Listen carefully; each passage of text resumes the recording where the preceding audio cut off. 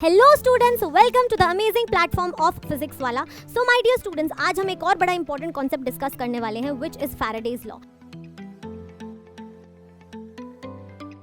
Faraday's law से बहुत ज़्यादा क्वेश्चंस आपसे पूछे जाते हैं, तो चलिए हम इसका एक डिफरेंट अप्रोच देखते हैं कि कैसे इस टाइप के क्वेश्चंस को सॉल्व करना है। तो इसके लिए आपको कुछ स्टेप्स फॉलो करने हैं। सबसे पहला और सबसे इंपॉर्टेंट चीज़ है कि आप नंबर ऑफ फैराडेज कैलकुलेट कर लें। नंबर ऑफ फैराडेज कैसे कैलकुलेट होते हैं? जितना भी चार्ज होता है that divided by the charge of 1 mole of electron which is 1 Faraday.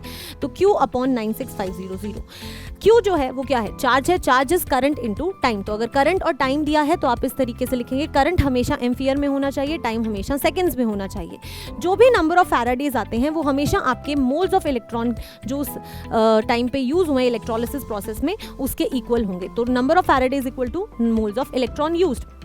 उन मोल्स ऑफ इलेक्ट्रॉन को आप स्टोइशियोमेट्री में यूज कीजिए और अपने रिक्वायर्ड आंसर को ऑब्टेन कर लीजिए। तो चलो यार, इसे अप्लाई करते हैं और क्वेश्चन सॉल्व करते हैं। अगर हम देखें तो हमारे सामने एक प्रीवियस ईयर क्वेश्चन है, इसमें हम इस कॉन्सेप्ट को अप्लाई करेंगे। तो अगर हम फर्स्ट को देखें तो हमें क्या गिवन है? Potassium chlorate is prepared by electrolysis of KCl in basic solution as shown by the following equation. तो इक्वेशन हमें गिवन है, ये रही। परफेक्ट, आगे देखते हैं।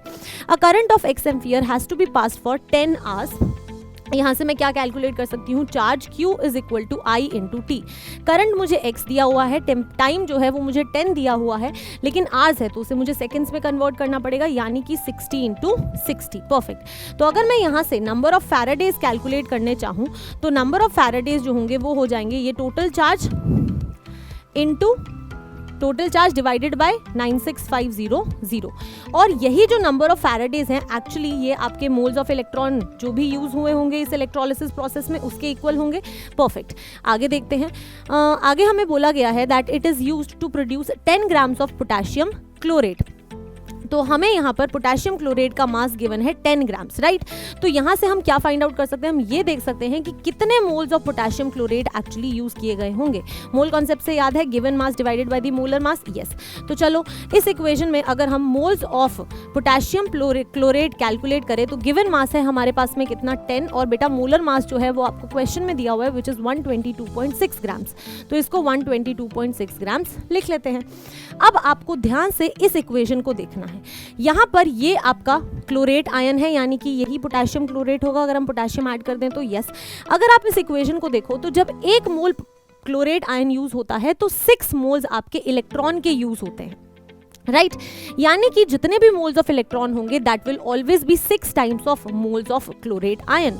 यानी कि यहाँ से मैं एक बहुत इंपॉर्टेंट चीज बोल सकती हूँ that moles of electron used is always equal to 6 times of moles of chlorate ion या फिर पोटेशियम क्लोरेट, दोनों एक ही बात है। यस मैम, हम moles of electron potassium chlorate calculate कर चुके हैं।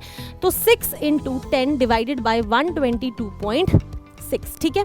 अगर हम मोल्स ऑफ इलेक्ट्रॉन देखें तो ये रहे x into 10 into 60 divided by 96500। 0 से 0 कैंसिल कर दो, 10 से 10 कैंसिल कर दो, 1 6 से 1 6 कैंसिल हो जाएगा। और इसको जब हम सॉल्व करेंगे तो जो x की वैल्यू आएगी वो आपकी 1.3 के अराउंड आ जाएगी, राइट। यस, तो इस तरीके से आप इस क्वेश्चन को सॉल्व कर सकते थे। तो इसी कॉन्सेप्ट को यूज करके आपको क्या करना है? आपको नेक्स्ट क्वेश्चन सॉल्व करना है। Try the question yourself. Comment section के अंदर अपना आंसर जरूर मुझे बताना and do let me know कि ये आपको कैसा लगा। तब तक पढ़ते रहिए। All the very best.